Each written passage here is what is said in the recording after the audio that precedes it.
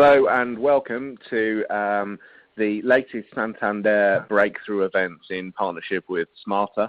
My name's Matt Thomas. I'm the co-founder of Smarta, and I'm really pleased to be here today with Nick Giles, who is the co-founder of Seven Hills, a really successful agency that has grown incredibly fast over the last few years, and I'm really looking forward to spending the next 45 minutes with Nick, hearing about the challenges they've had in growth and the real success story that the business has turned out to be, and sharing some of those kind of management lessons that you can all apply to your businesses as well. Really looking forward to a great session now. Remember that these are all about you, though. Please do ask questions and let us know if you can't hear anything. If you've got any technical errors, always let us know. You can ask questions in the questions box down the bottom, and we will make sure that we answer any of the points that you put forward. So this is your chance to ask any questions you've got to Nick and on any of the subjects that we're covering. But without further ado, I'm going to hand you over to Nick just to introduce himself. And Nick, thanks for joining us today. Love you to just kind of introduce yourself and just tell us a little bit about Seven Hills and how you and Michael first set it up. Well, thanks, Matt, and pleasure to be talking to you today. We set up Seven Hills in 2010, and our background was essentially in marketing, communications, public relations, and we had a view that we could create a business of our own that would build on the core competencies that we built over several years in other people's firms, and apply that in a way that would be exciting and breakthrough and connect. And at the heart of that were two simple ideas. One was that we wanted to move the conversation on from specific areas of capability around public relations or marketing or what have you, and talk in much more of a campaigning sense, and talk about outcomes and talk about the journey by which you might achieve a particular objective. The second part of our initial thinking was that the people that we wanted to actually represent and work for were entrepreneurs, the founders of brilliant breakthrough businesses that were going to be tearing it up, carving out new opportunities and creating wealth and jobs. And I think it was absolutely anchored in the fact that we were having this conversation in 2009 and launched on January the 4th, 2010, when clearly the market was down, everything was all around the economic recovery or the distant prospect of an economic recovery, and we wholly bought into the idea that Britain needed entrepreneurs, it needed entrepreneurial activity, and it needed dynamic, vibrant, growing firms. So that was our starting point. Just to fast forward briefly, we're now approaching our 6th birthday. We are regarded as one of the fastest growing communications agencies in the UK. We've picked up some fantastic plaudits along the way, not least the Santander Breakthrough business recognition a year or two ago, which was really significant for us. And so we're about 40 people, well, in fact more than 40. We'll soon be a 50-person agency, which in our field is significant because it gives you critical mass. And I guess in terms of the topic that we're discussing today, I think we've learned a lot on the way. We've grown pretty quickly, but as you hit certain milestones, both in terms of revenue and headcount, there are different challenges. And so we've taken a lot of the learnings from working with entrepreneurs that have been building their own fantastic businesses over the past few years. So that's a brief introduction to who we are and where we've got to. Thanks, Nick. And I think it's really interesting for the subject of these breakthrough events and the audience that we're creating them for ambitious, fast growth businesses, that not only are you living proof of that, but actually entrepreneurship is so important and the core of Seven Hills. how do you communicate that in everything that you do? So, what's been key to getting that message out, I guess, internally, but also to your target audience as well? Well, I think it's the consistency of what we stand for has been really important. I think that there are many, many very, very good communications and marketing and campaigns firms that are generalists, and they do lots of stuff, and they do it for lots of different types of organisations. I think at our core, we want to work with growth companies, and we know why, and we know the type of companies that we really are a good fit for, and we understand what our contribution is. And we talk a lot about momentum, which is really important for all businesses, but particularly for young companies that are growing.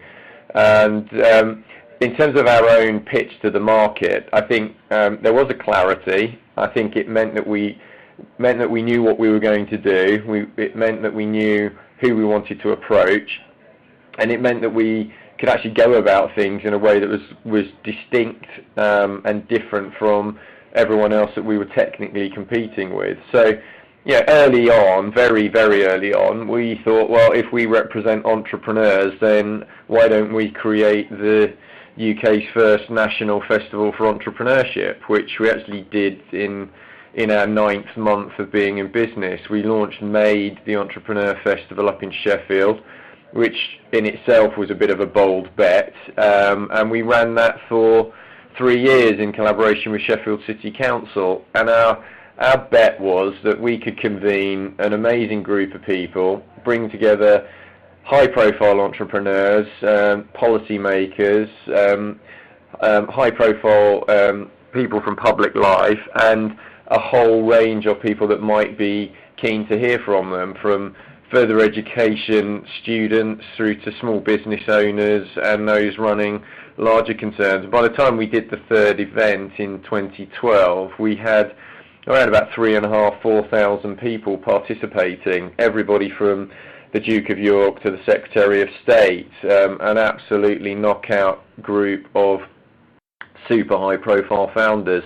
So that was important, and that was our pitch to the market, and I think it was quite a bold statement for a firm that, frankly, we were not much more than 10 people when we did the first one. By the beginning of the 2nd year, we were also directly involved in the creation of the Startup Britain campaign, which was backed by Number 10, launched with great fanfare, and was really at its core a grassroots campaign by entrepreneurs for entrepreneurs to get the message out there that Britain needs to back its founders, needs to celebrate their achievements, and needs to create the conditions by which they can grow. And so, Matt, obviously this is how we got to know each other through the work that you and Shah have done with Smarta over the past few years. And I think I feel that we, along with you and Smarta, were part of a group of agitators that were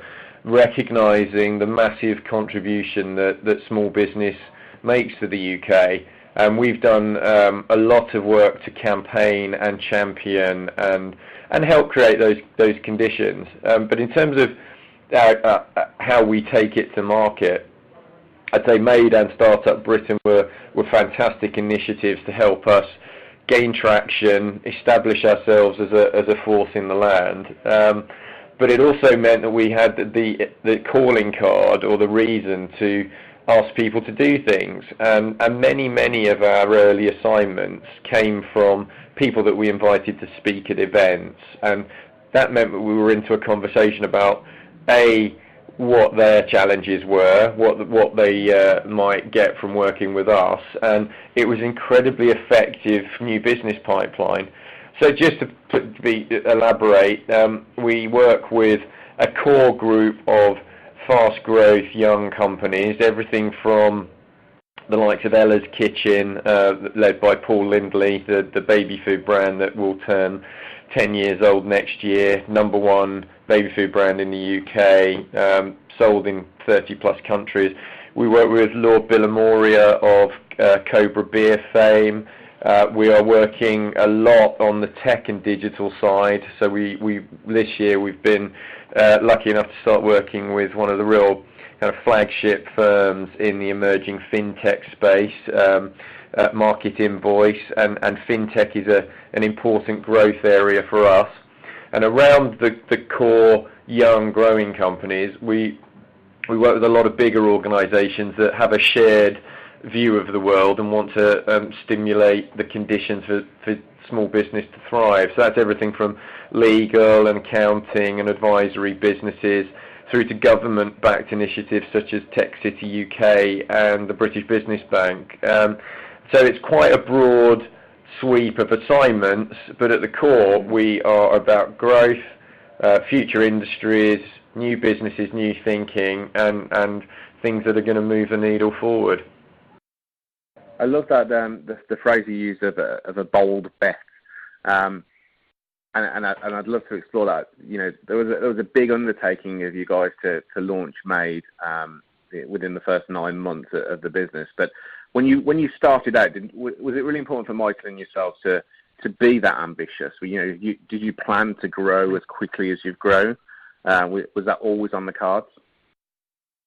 Yes, it was, and I mean, I think we've very much been a partnership and a double act, and I think that's at the heart of it. I think if you asked either one of us, we would readily admit that we probably wouldn't have wanted to do it on our own or have achieved what we have if we'd done it individually. And so there's the kind of slightly gung-ho view that a pair of ambitious founders might adopt when it's, well, let's do it, let's try it, what's the worst that can happen? But from the outset, we had a view that we wanted to be the new Saatchi and Saatchi. We thought that they really stood for creative campaigners, entrepreneurial communicators. We think that a lot of their work has really stood the test of time, and from a broad field of marketing services businesses, that was a brand that really did have an impact and connect with a much larger community than simply, you know, their clients and their staff. And so, yeah, I think we have had a bold ambition. I think we've been courageous, and I think because we know what we're here for and we know who we want to work with, it makes the storytelling and the narrative around our firm A, quite straightforward, and B, something that is reinforced with every new exciting entrepreneurial business that we take on as a client. So yeah, I think we're pretty courageous firm. We like to take challenges. We don't shy away from things, and I honestly, I think that's an essential trait of even going through the process of starting a business. And if you're thinking about how do you scale it and how do you grow, if you're timid and you are worried about what adding another employee might mean, then chances are you're not going to grow very quickly or get to where you might hope to be. We had some very good advice early on from a great mentor who pointed out to us at the end of our first month that the money that we had both put into starting the business was not a glorified savings account, and it wasn't there to be eked out in small amounts. It was in our investment capital, and his first advice was spend it, hire people, bring people into the business that can work on the assignments that you two need to be out there winning. And to be honest, we'd got started, won some work, got very busy doing it, and hadn't really been focused on the invoicing or really turning our attention to the pipeline or who's going to actually do this for us. And that intervention early on was a really good wake-up call, in that we've got to go for it. There's no point hanging around, and if we do have an aspiration to be big and defining and significant, then there's no time to waste. So I think you're right. I think we like to take on big assignments. We like to take on new things, and we're an adventurous, inventive bunch. So there's always new stuff to do. I think that's a really interesting point as well. So the aspect of chasing new deals, and specifically bigger deals. How do you challenge yourself to be making sure that you are, or I guess discipline yourselves to make sure that you're chasing the right type of deal that grows the business? And conversely, have you turned work away because actually the company is getting too big for that now? Well, to answer the second point first, yes, we do turn work away. Often it's because we're not sure that it's the right fit or that we're necessarily the right firm for either the organisation or the particular assignment. So yes, I think we are selective about what we get involved with, and it's not in a high-handed way. It's just a rational assessment of does it feel right and do we want to go for it. To the earlier point about challenging ourselves and being disciplined, I think we've got to. I think there's two ways of answering this. We have a wish list of organisations that we would like to work for, and we've definitely had success in what Michael would call visioning something and then making it happen. So, a couple of examples where I won't name names, but we definitely had a couple of our current clients on a list of a short list of named prospects a couple of years ago, and now at that point we had no point of connection, no relationship, and frankly not much in the way of an immediate route in. But because we set ourselves to it, we created the opportunities, and we're now working on those assignments. But there's also the slightly happenstance approach that you get in this kind of business, which is the hugely valuable referrals and introductions. And so our philosophy has always been we want to do great work with great people that we like, that like us, that will spread the word and help us bring new people into the fold. And a large majority of the work that we do is introduced by clients, friends of the firm, people that know us and think that we're potentially a good fit. And we, as founders, but also more broadly across the team, are a very networked group of people. We like to get out. We like to make new connections. We think there's immense value in getting out and talking to people and meeting new contacts. And we found it's a very, very effective way of driving business and growing the firm.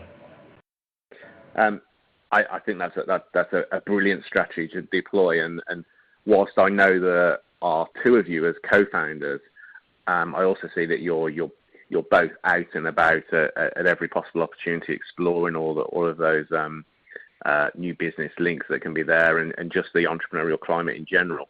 And we're going to talk about the book that you've released in a minute, because I think that's really relevant to today's subject. But firstly, just wanted to touch on, whilst Michael and yourself are out there doing this, who's running the business on a day-to-day basis? If you had to bring in, I guess, operational management in the business, or is that something you managed to juggle between yourselves still as well?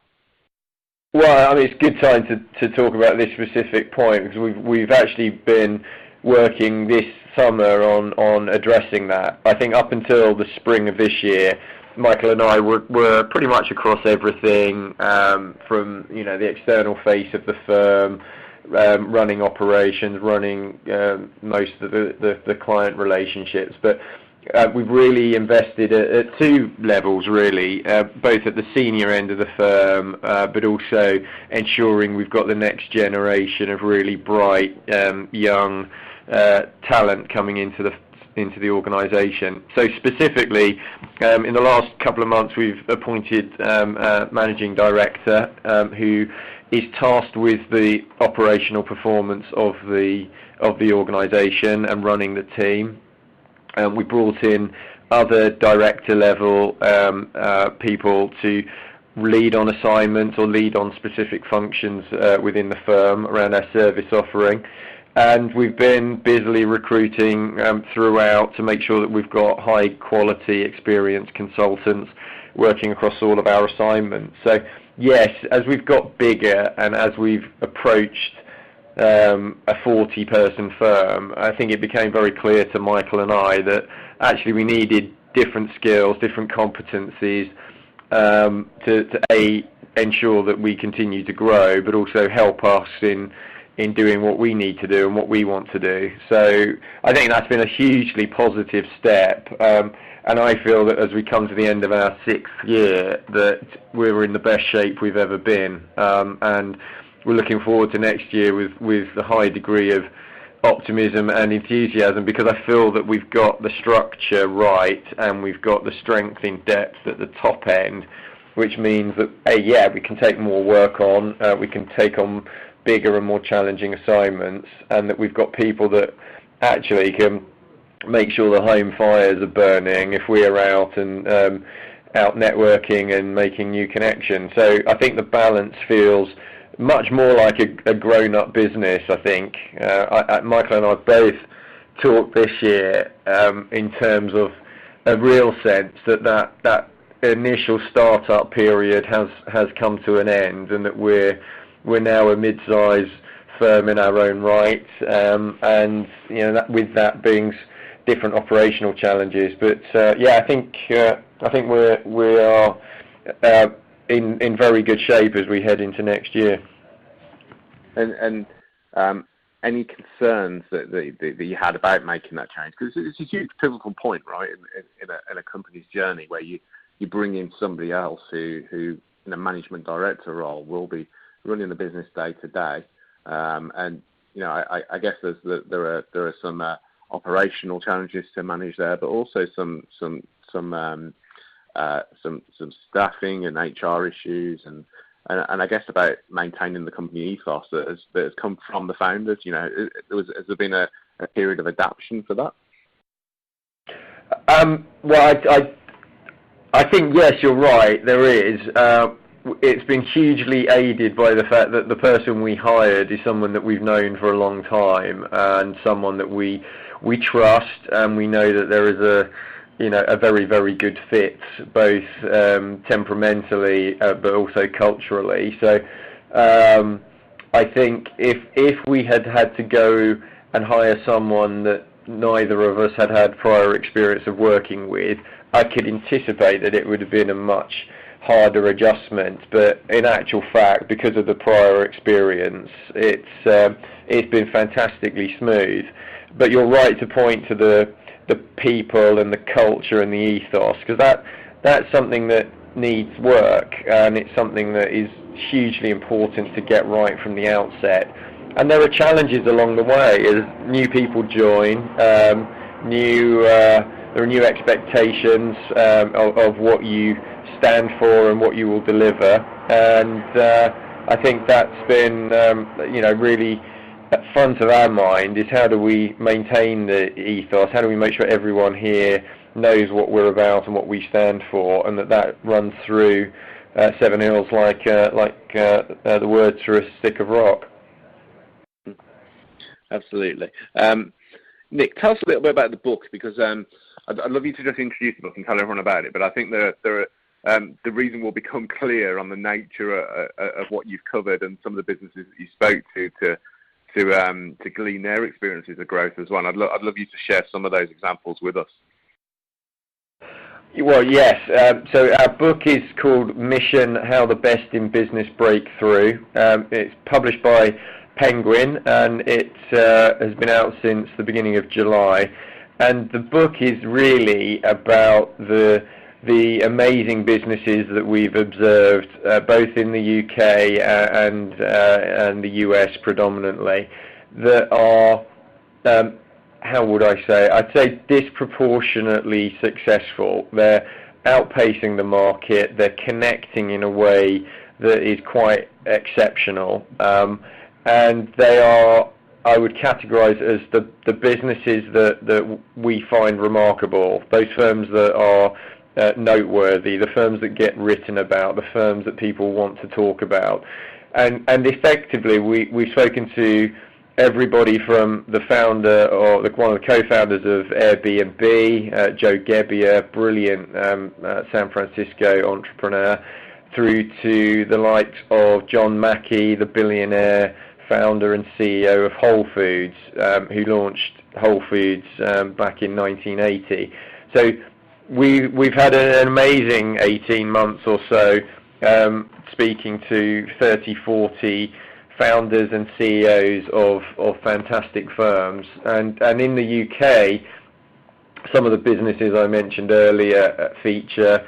We've also spoken to the likes of Catherine Parsons at Decoded, Sarah Wood of Unruly Media, Will King of King of Shay. So really high profile, current, exciting founders of brands that are really starting to, or really showing some significant momentum. And the book has been doing very well. We've been touring this summer. We've done a great deal of public speaking, speeches at very, very great venues, from the London School of Economics to the London Stock Exchange. We've been to the Edinburgh International Book Festival. It's been a really fantastic thing for us to do as a firm, largely because the experience of writing it in itself was great. We had access to some amazing business leaders and heard their stories firsthand.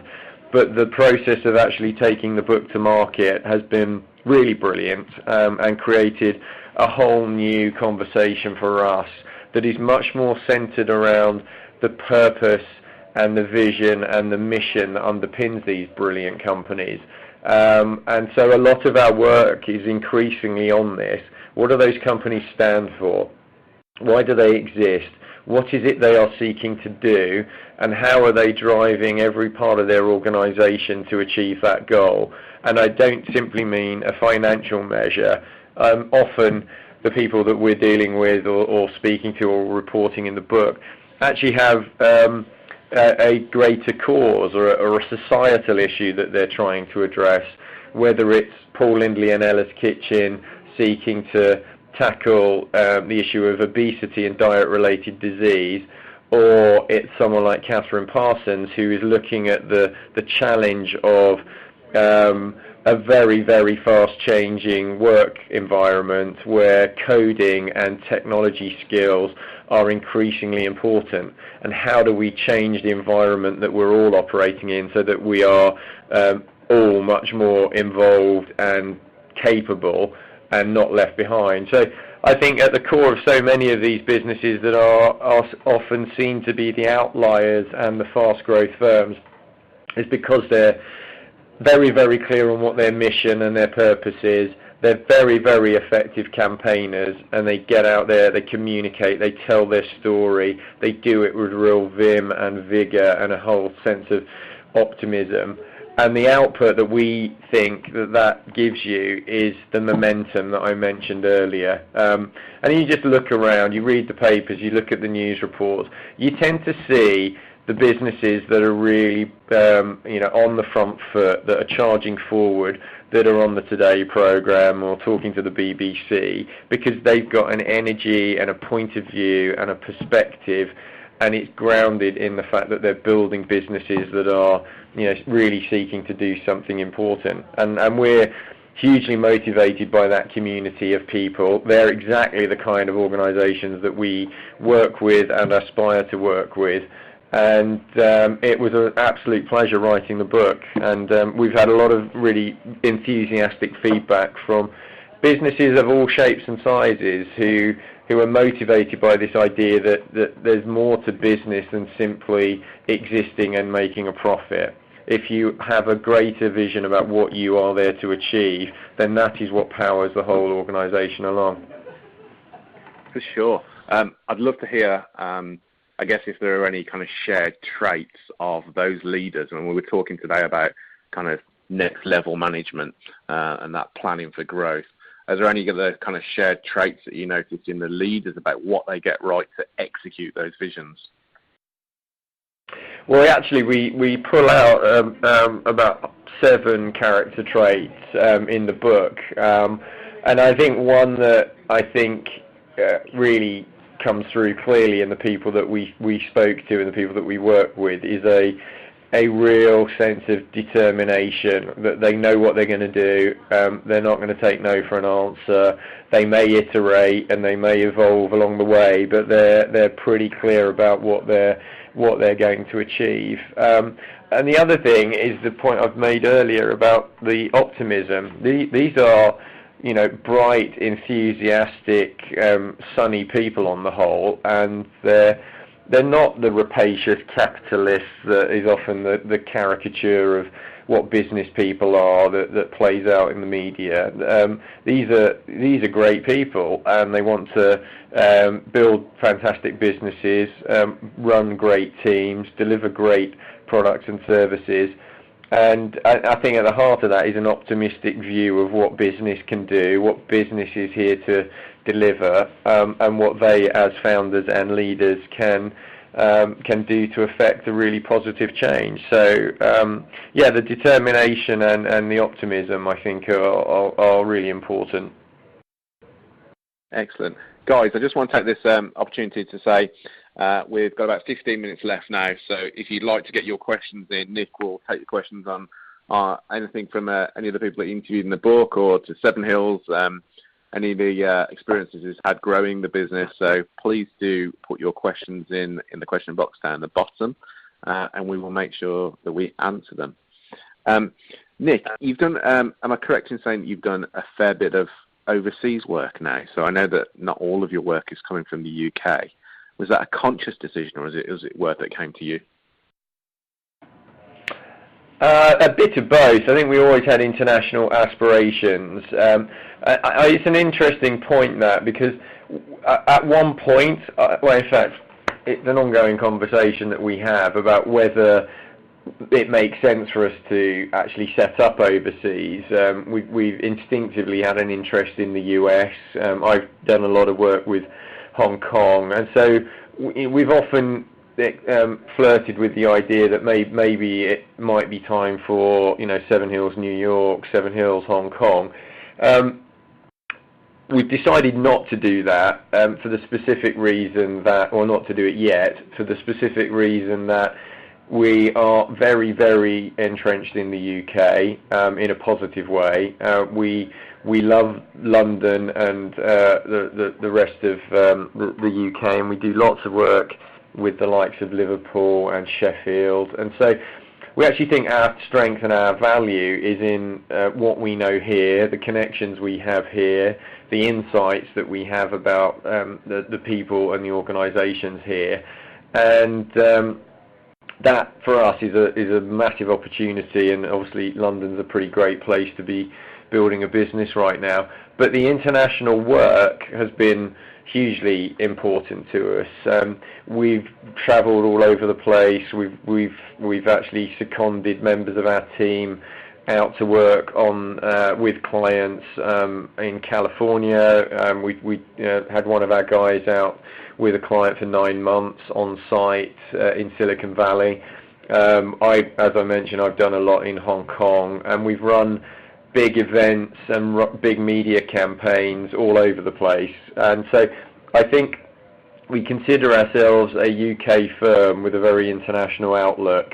And while we're not racing to build a network of offices, which many firms in marketing communications do as a route to scale, our view is that we've got every opportunity we need to scale the business by focusing on the home market and doing the right assignments at the right time. So, yeah, you're right. The international bit is it's exciting. On the right assignments, it makes enormous sense. And to bring it to life, one of the most international assignments we have is also one of our very first clients that we started working with in 2010, which is an organisation called One Young World, which is a global youth organisation.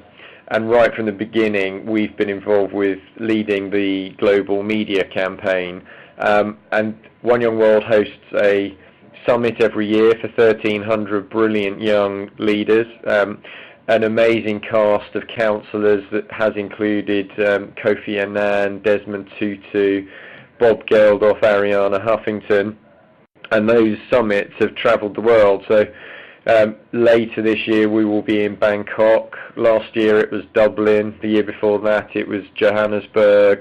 The year before that Pittsburgh. So we always essentially deploy in the location that event is being hosted, and I have to say it's been one of the most amazing and exciting assignments to work on, as you can imagine, and an important thing for us to take our new young brilliant recruits to as part of their training and part of their induction. So I think the opportunity to work internationally is exciting and has been an important part of our story, but we haven't got to the point yet where we think we need to start building a network of offices. We want to focus on what we do in London and build from that base.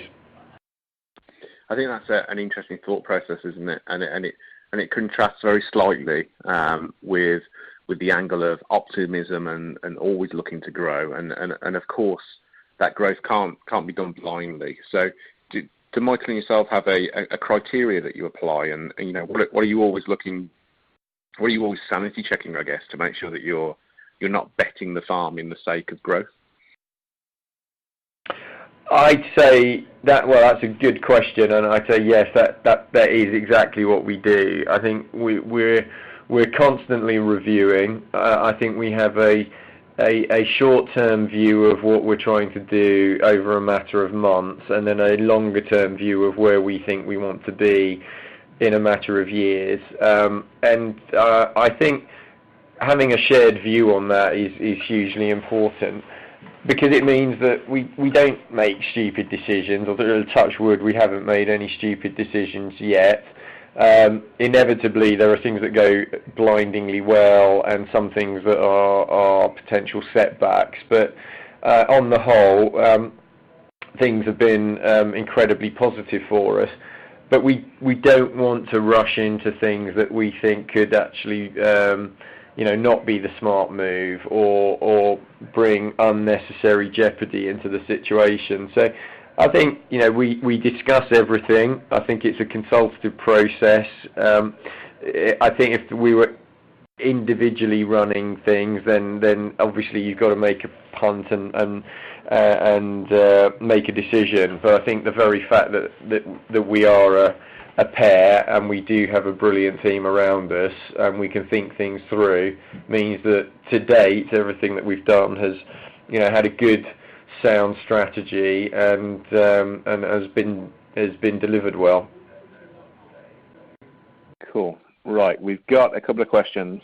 One which is we'll gloss over quickly, which is what's the minimum budget we need to engage your services, Nick? That's from John Picking. I'm sure we can connect you guys afterwards. Yeah, but I think sure. that I think there's a really interesting take on the aspect actually of client acquisition from Aisha Rahim, and she asks, when considering companies to work with, what are the main factors you consider for compatibility? And I think that's a really interesting way to look at it, because I think so many businesses almost take on any work that they can get. And I think it was really interesting that you talked earlier about working with brands that were complementary to the story and the ethos that Seven Hills is looking to grow and maintain, and actually some of the work that you do decide not to take on some work. So can you explain just a little bit, in a little bit more detail, how that process works? Yes, and I to the specific point, I think it comes down to the people, and is there, particularly in a service environment, you've got to get on with certainly my view is it's better if you get on with the people that you're representing, particularly in the work that we do. I think having a criteria about the kind of organisations that you want to work with is important, and we've been resolutely against the idea that you just hoover in business for the sake of hoovering it in, because I think life's too short to work on stuff that you don't enjoy. It's too short to work on stuff that you're just doing to make a buck, and often if that's the case, there's no joy in it. And so if you're a service provider and you're just doing it so you can submit the invoice, then I don't think you're necessarily doing the best thing by the client. and I think we've had that front of mind. There's a strong sense of community around Seven Hills, both in terms of people that we represent, and I mentioned the phrase earlier, we talk in terms of friends of the firm, and in many respects they're hugely important because they're validators. They're the people that will more often than not be the introducers that will make the referrals. And we invest in relationships. We think it might sound a bit old-fashioned, but we think that is a much more effective way to build the business and get the right kind of conversations going than simply trying to just get a new client through the door. So we will never spam anybody. We will never send cold emails in saying, "Oh, when are you reviewing your accounts?" That's been the exact mode of operating that we've wanted to turn our back on. Because why would you buy a service? You've got to.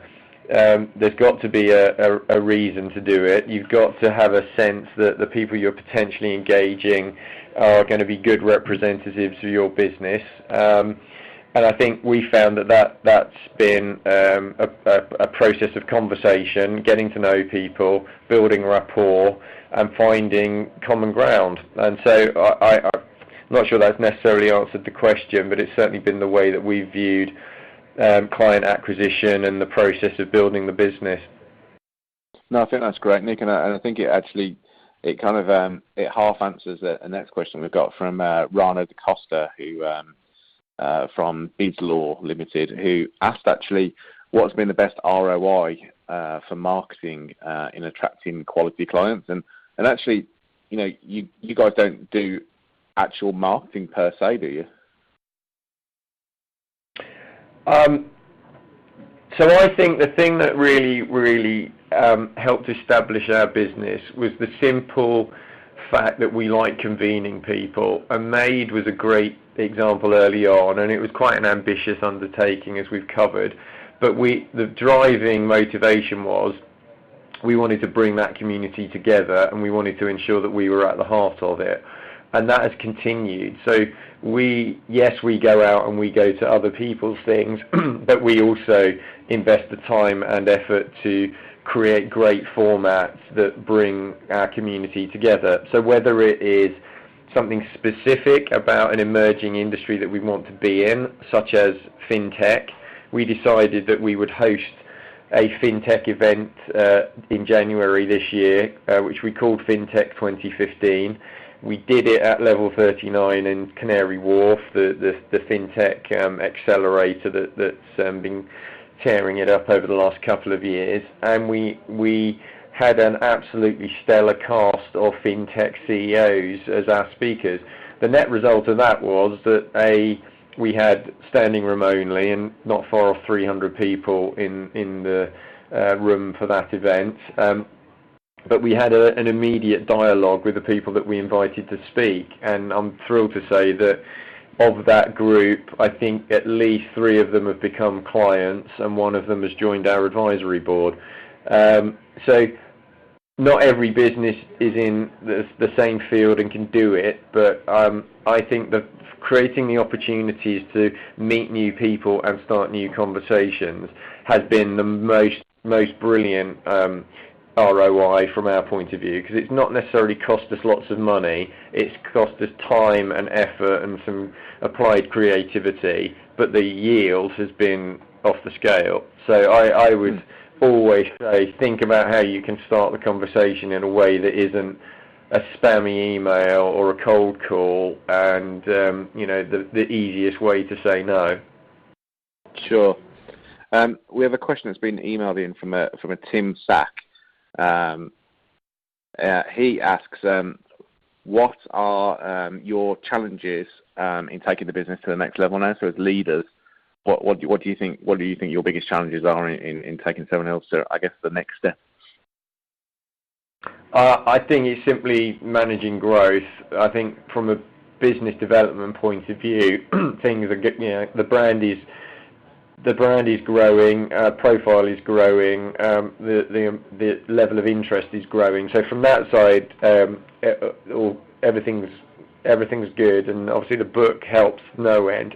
I think it's down to having a growing team, and it's back to that point we touched on earlier around culture, bringing new people into the business in the most effective way.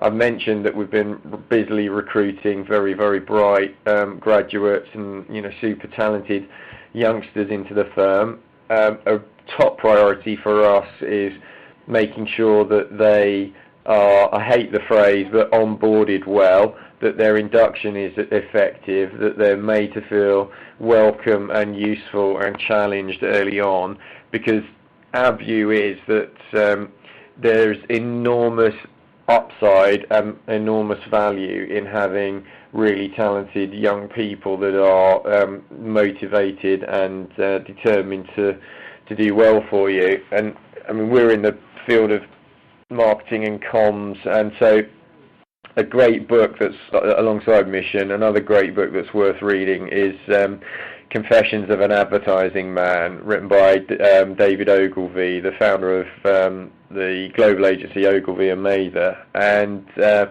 he says in Confessions of an Advertising Man that he always believed in the massive potential of young talent and built the business on young talent. So from our point of view, we want to find great people, bring them in, train them up, and we've seen evidence with those that have gone before that they can be doing remarkable things in the very first few years of their career that wonderful to behold. And then at the senior end, as obviously we mentioned, we're bringing in leaders, is making sure that we bring in the right people and the blend works well. And so we're very focused on who comes over the threshold, and that's a huge priority for us. We're not about blindly recruiting just to get bodies into seats. There's got to be a good fit culturally, intellectually, because frankly that's what we need, and they're the big things that I think we're focused on. Brilliant, Nick, thank you. That pretty much takes us out of time. So Nick, I'd just like to say thank you. It's been a pleasure chatting to you, and I found it hugely informal. I'm sure everybody listening in has too. Nick, thank you very much. My pleasure. Thank you very much. And thank you, everybody, of course, for tuning in. Just to remind you, and we will be sending you emails with links so that you can sign up for this, but our next Santander Breakthrough Business webinar is on the 28th of October. We will be covering how to manage international expansion, and I will be joined by Sarah Watkinson-Yull of Yull Shoes. And we also have a face-to-face event in Bristol on the 5th of November. That's at the Radisson Blu, and we'll be talking advanced marketing strategy for fast growth, joined by CrowdCube co-founder Luke Lang and John Payne from Noisy Little Monkey. We also have one more face-to-face event on the 12th of November. That's in Birmingham, which is how to build a winning management team. And we'll be joined by Tim Andrews of Hollywood Monster and Colin Graham of Block Hotels. As I said, we'll be sending you all the details of these webinars and in-person events, and look forward to hopefully seeing you again, either online or in person. Nick, once again, thanks a lot, and thank you, everybody, for joining us for this Santander Breakthrough Events webinar.